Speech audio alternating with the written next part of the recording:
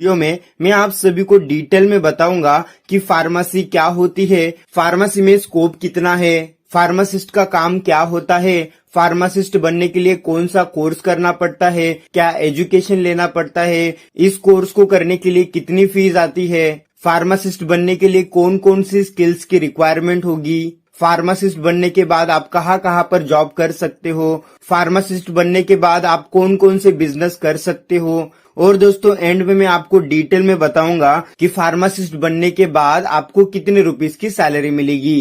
तो चलो दोस्तों इस वीडियो की शुरुआत करते हैं और जान लेते हैं फार्मेसी करियर के बारे में। दोस्तों सबसे पहले हम लोग जानते हैं कि फार्मेसी क्या होती है, फार्मासिस्ट में करियर स्कोप कितना है और फार्मासिस्ट बनने के बाद आप कौन कौन से बिजनेस कर सकते हो। दोस्तों फार्मासिस्ट एक ऐसा सेक्टर है जिसमें रोजगार के अवसर कभी कम नहीं होंगे, बल्कि आने वाले दिनों में फार्मासिस्ट की और डिमांड बढ़ेगी और इसके रोजगार के ऑप्शंस भी निकल के आएंगे। फार्मासिस्ट हेल्थ केयर के सेक्टर का एक अहम पार्ट है, इसलिए यहाँ पर करियर स्कोप काफी अच्छा है। दोस्तों फार्मेसी मेडिकल के क्षेत्र का एक प्रोफेशनल कोर्स है और इस कोर्स को पीसीआई यानी फार्मेसी काउंसिलिंग ऑफ इंडिया के द्वारा रेगुलेट किया जाता है। फार्मेसी हेल्थ साइंस से जुड़ा हुआ एक ऐसा ब्रांच है जिसके अंदर आपको मेडिसिन के प्रिपरेशन और कंपाउंडिंग और डिस्पेंसिंग के बारे में पढ़ाया जाता है। इस कोर्स के अंदर आपको हर एक मेडिसिन के बारे में डिटेल में जानकारी दी जाती है कि ये मेडिसिन खाने के बाद ये आपके बॉडी के अंदर किस प्रकार से रिएक्ट करती है, इसके क्या साइड इफेक्ट्स होते हैं और कोई भी मेडिसिन आपके बॉडी के अंदर कैसे काम करता है, इन सभी के बारे में आपको इस कोर्स के अंदर सब कुछ सिखाया जाता है। अभी दोस्तों हम लोग जान लेते हैं कि एक फार्मासिस्ट का काम क्या होता है। दोस्तों फार्मासिस्ट को केमिस्ट भी कहा जाता है। दोस्तों एक केमिस्ट या फिर एक फार्मासिस्ट का काम ये होता है कि डॉक्टर के द्वारा लिखे गए दवाइयों को केमिस्ट को सही से पढ़ना होता है और उस पेशेंट को देना होता है जिसको उसकी जरूरत है। तो दोस्तों एक जो केमिस्ट होता है वो किसी भी गवर्नमेंट या फिर प्राइवेट हॉस्पिटल के अंदर एज अ केमिस्ट का काम कर सकता है या फिर दोस्तों वो खुद का बिजनेस भी स्टार्ट कर सकता है। आपने दोस्तों अपने शहर में या फिर आसपास तमाम मेडिकल स्टोर्स की दुकानें देखी होगी और आपको पता ही होगा कि मेडिकल स्टोर काफी ज्यादा पैसा कमाते हैं क्योंकि यहाँ पर मार्जिन लेवल काफी अच्छा और बड़ा मिलता है। तो अभी दोस्तों ये सवाल आता है कि एक फार्मासिस्ट कैसे बने, क्या कोई भी व्यक्ति मेडिकल स्टोर ओपन कर सकता है? जी नहीं दोस्तों, मेडिकल स्टोर ओपन करने के लिए आपके पास मेडिकल का लाइसेंस होना चाहिए और मेडिकल लाइसेंस उसी व्यक्ति को दिया जाता है जिसके पास फार्मासिस्ट की डिग्री हो और सरकार मान्य उसके पास एक लाइसेंस हो। अभी दोस्तों हम लोग डिटेल में जान लेते हैं कि फार्मासिस्ट कैसे बने। दोस्तों मैं आप सभी को बता देता हूँ कि आप 10th के बाद डायरेक्ट डिप्लोमा कोर्स नहीं कर सकते।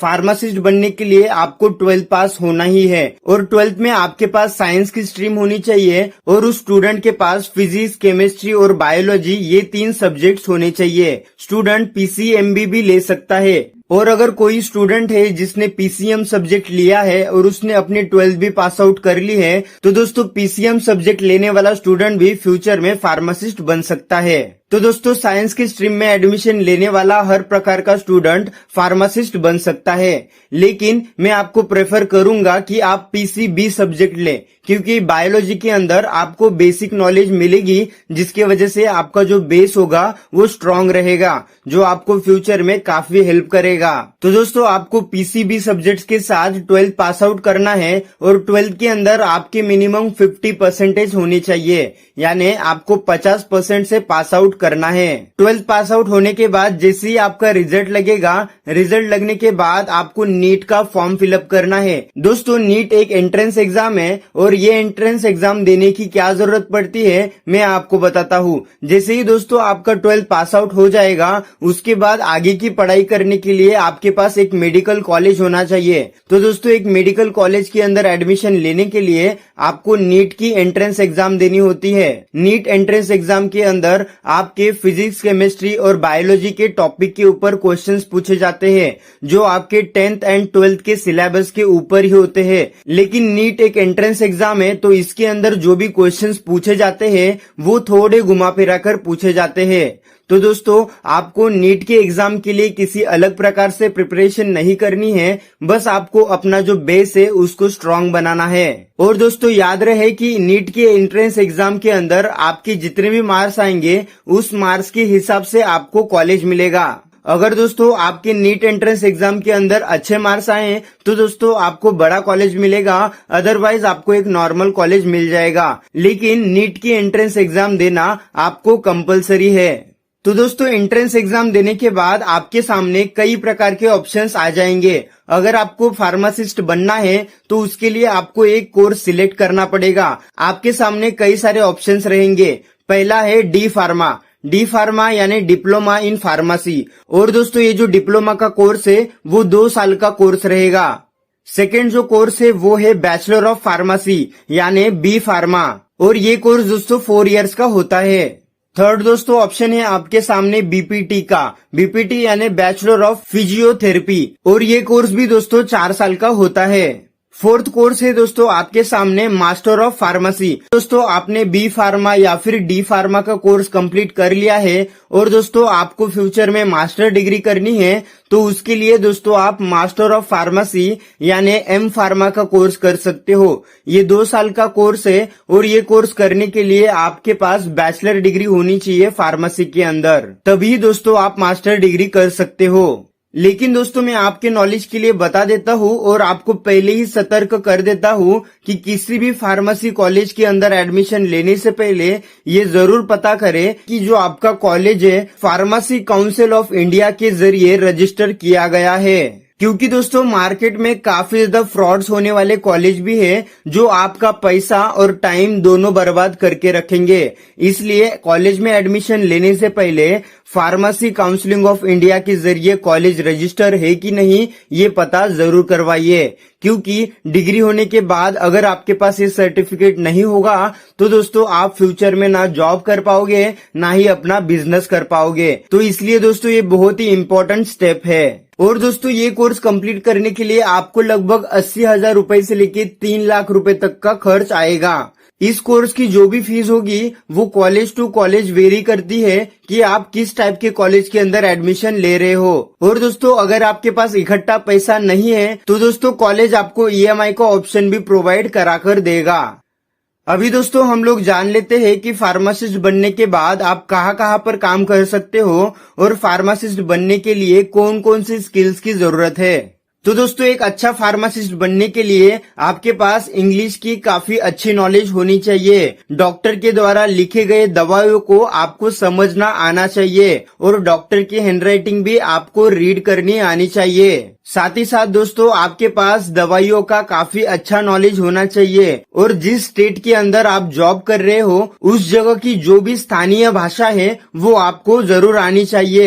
एक फार्मासिस्ट बनने के बाद आप गवर्नमेंट हॉस्पिटल्स के अंदर या फिर प्राइवेट हॉस्पिटल्स के अंदर नर्सिंग होम, स्वास्थ्य केंद्र, रक्षा मंत्रालय, स्वास्थ्य संबंधित सरकारी योजनाओं और इत्यादि विभागों के अंदर काम कर सकते हो। इसके अलावा दोस्तों आप प्राइवेट नर्सिंग होम के अंदर, प्राइवेट हॉस्पिटल्स के अंदर और क्लिनिक के अंदर भी काम कर सकते हो। अगर दोस्तों आपको जॉब नहीं करनी है तो दोस्तों आप अपना खुद का मेडिकल स्टोर खोलकर अच्छी खासी कमाई कर सकते हो। इसके लिए आपको अपने जिले से या फिर सिटी से ड्रग लाइसेंस लेना होगा और दोस्तों मेडिकल स्टोर ओपन करने के लिए लगभग 20 से 30 लाख रुपए तक का खर्च आएगा। अगर आपके पास इतने पैसे नहीं है तो दोस्तों आप नॉर्मल औषध केंद्र भी खोल सकते हो, जिसको ओपन करने के लिए आपको गवर्नमेंट के जरिए लोन भी दिया जाएगा।